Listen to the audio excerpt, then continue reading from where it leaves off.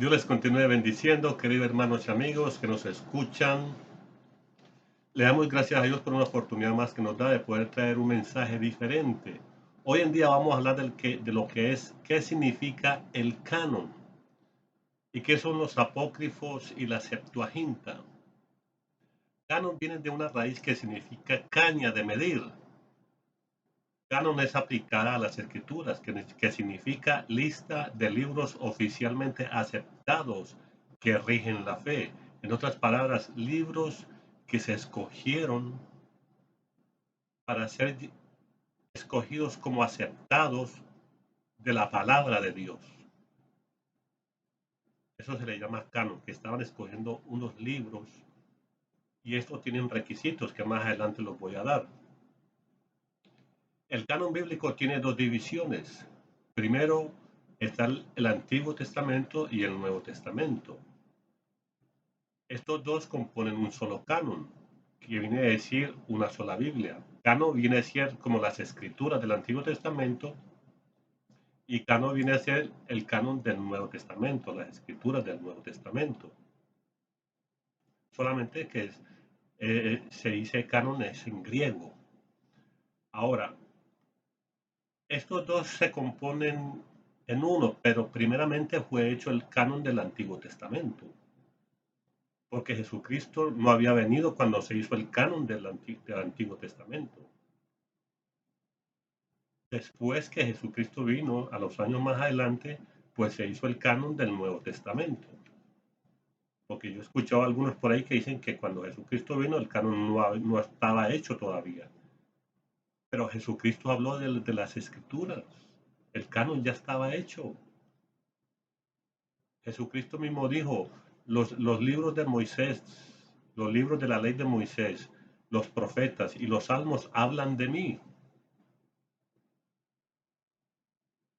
Ahora vamos a ver también lo que es el canon hebreo guardaba la tradición oral y la escrita.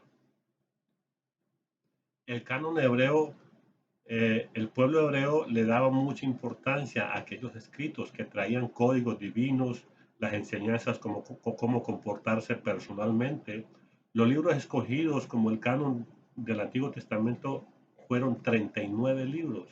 Aquellos 39 libros todavía lo tienen los judíos, el pueblo hebreo. También los cristianos evangélicos tenemos esos mismos libros que dicen lo mismo. Sin embargo, la iglesia tradicional más adelante quiso poner otros 7 libros, pero no lo permitieron porque ya estaba hecho el canon. Y fuera de eso tenía otros requisitos que más adelante los voy a dar. Hay libros que se mencionan en la Biblia, pero que no están dentro del canon de la Biblia, no está dentro de las escrituras de la Biblia.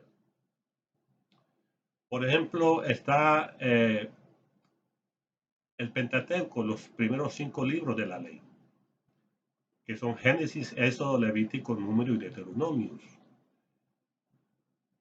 Segundo, están los 12 libros históricos, desde Josué hasta Ruth. Están los 5 libros poéticos, desde Job hasta Cantares. Están los 5 libros de los profetas mayores, de Isaías hasta Daniel. Y están los 12 profetas menores, que es desde Oseas hasta Malaquías. Hago este resumen para que no sea muy largo el mensaje.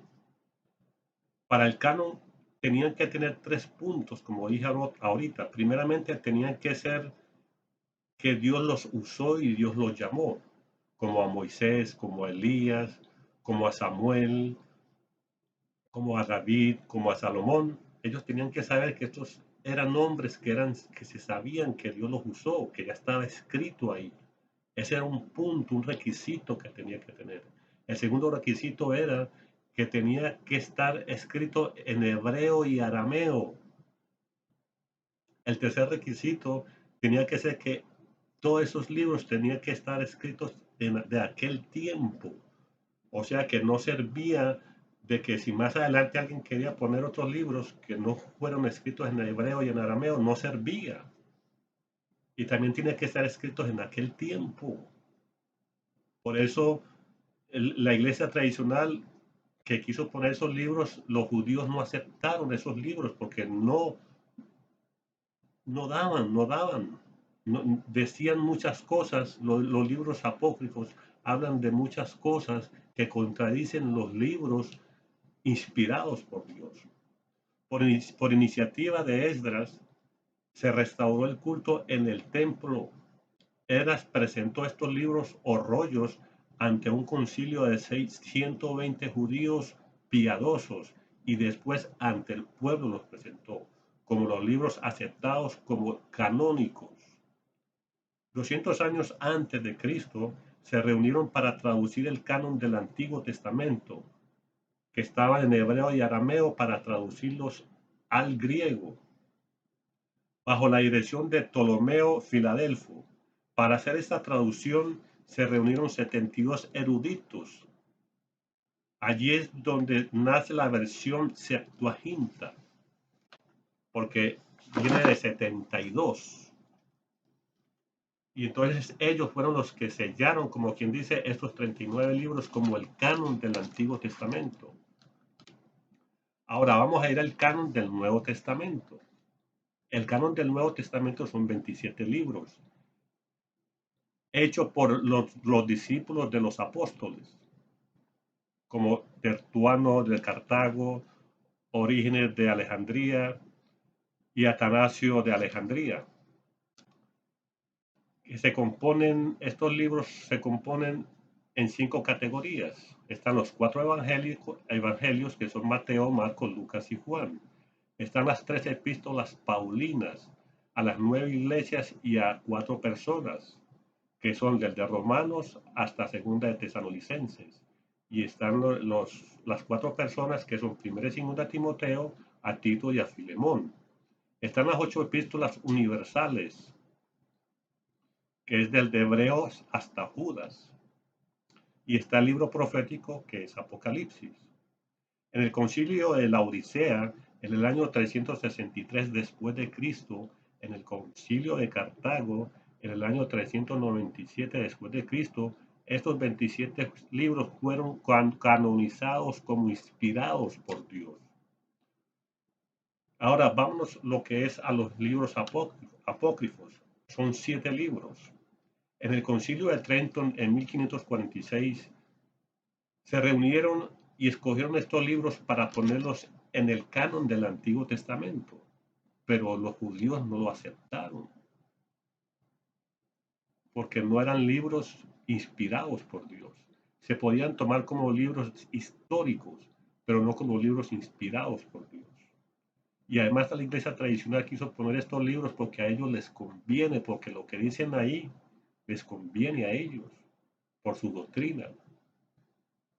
Y además los judíos tampoco lo aceptaron porque muchos de estos libros contradicen a los libros originales, a los libros inspirados por Dios.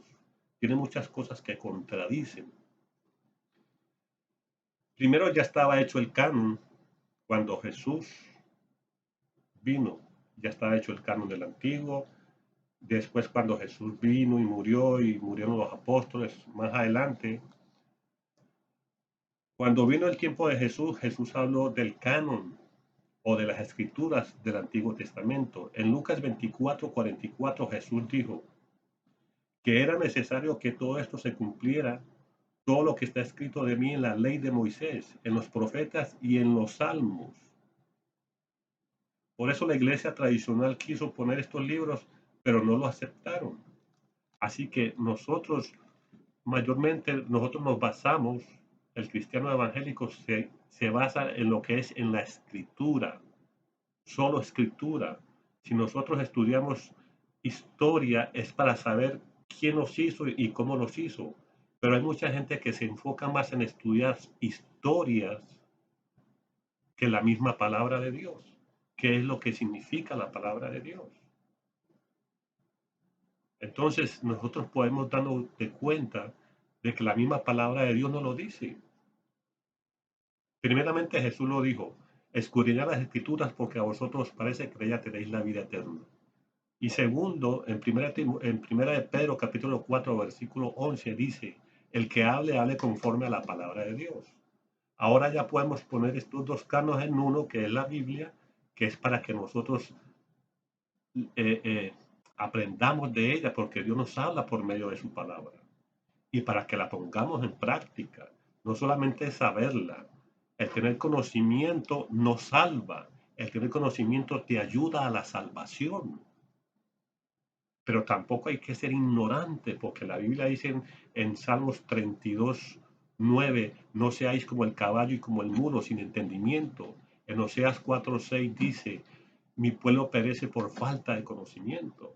En otras palabras, escudriñar la palabra es linda, es buena, es viva y eficaz, más cortante que una espada de dos filos. Por ella es que nosotros adquirimos la fe. Por ella es que nosotros vemos las promesas de Dios.